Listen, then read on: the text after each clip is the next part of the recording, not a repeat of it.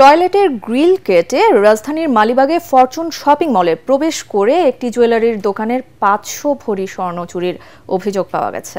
মধ্যরাতে দুই অপরাধী দোকানের তালা ভেঙে স্বর্ণ নিয়ে পালিয়ে যায়। চুরির ঘটনায় দিশেহারা দোকান মালিক। এখনো কাউকে গ্রেপ্তার করা যায়নি, তবে সিসি ক্যামেরার ফুটেজ বিশ্লেষণ ও নিরাপত্তার রক্ষীদের জিজ্ঞাসাবাদে চুরির কারণ ও অপরাধীদের গ্রেপ্তারের চেষ্টা চলছে বলে জানিয়েছে police. Monir Hossain তপুর report.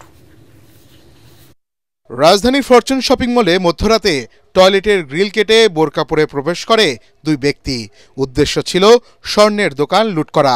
CC ক্যামেরার ফুটেজে দেখা যায় মার্কেটের দ্বিতীয় তলায় শম্পা জুয়েলার্সের তালা ভাঙার দৃশ্য। এক পর্যায়ে সিসি ক্যামেরা ভেঙে ফেলারও চেষ্টা করা হয়। দোকানে প্রবেশ করে সব স্বর্ণালংকার লুট করে পালিয়ে যায় অপরাধীরা। বৃহস্পতিবার সকালে জানাজানি হলে ঘটনাস্থলে ছুটে যান দোকান মালিক ও আইনশৃঙ্খলা বাহিনীর সদস্যরা।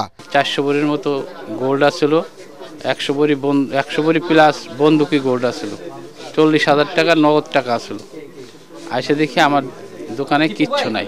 দোকান মালিক সমিতি বলছে, নিরাপত্তা ব্যবস্থা জোরদার থাকলেও এই ঘটনা ভাবাচ্ছে তাদের। আমার ধারণা বাইরে থেকেই আসছে, কিন্তু বাইরে থেকেও আসছে ওগুলো সিসি ক্যামেরাগুলো এখনো দেখা পুরোপুরি শেষ করতে পারিনি।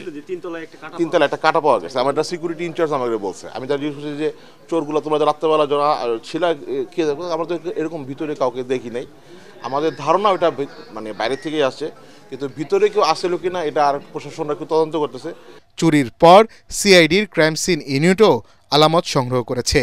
ঘটনার কারণ উদ্ঘাটনে কাজ শুরু করেছে পুলিশের বিভিন্ন ইউনিটের সদস্যরা। তাদের এন্ট্রি থেকে শুরু করে তারা কিভাবে এই কাজটা করে থাকতে পারে এবং কারা সম্পৃক্ত থাকতে পারে এগুলো আমরা খতিয়ে দেখছি। আর আমাদের সিআইডি ফরেন্সিক টিম এসেছে এখানে। তাদের যে ডিজিটাল তাদের যে ফিঙ্গারপ্রিন্ট সহ যে এভিডেন্সগুলো আছে তারা সেগুলো কালেক্ট করছেন, তো তার সাথে আমরা ক্রস ম্যাচ করব। দ্রুত সময়ের মধ্যে খোয়া যাওয়া স্বর্ণালংকার ও অপরাধীদের গ্রেফতারের দাবি জানিয়েছেন ব্যবসায়ীরা। মনির হোসেন তপু, এটিএন বাংলা, ঢাকা।